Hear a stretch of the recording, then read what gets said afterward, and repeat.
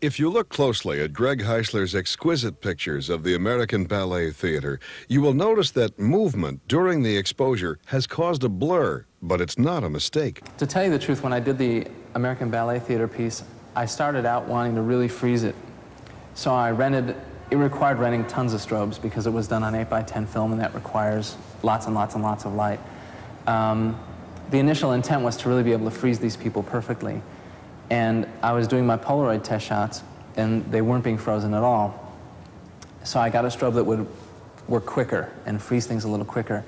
And even with the fastest strobe I could get my hands on in that time frame, there was still just like a teeny bit of movement, like the very tip of a shoe would be blurred, or a fingertip, that kind of thing. The person was essentially frozen, but there would be just a hint of movement. And I like that. And this is not being defensive because that's the way it worked out, and frankly, I have no choice. It's just, I really like the way it worked out, because instead of the person like frozen in amber like that in their pose, you still get the sense that it was a moment caught in a continuous motion. You know, like they were actually doing a movement and then you just caught that moment. And the little teeny blur at a fingertip or a toe kind of gives a sense of that, and I liked it. I thought it was subtle. It probably wouldn't work if everything was all blurry, but just that little hint I thought was real nice.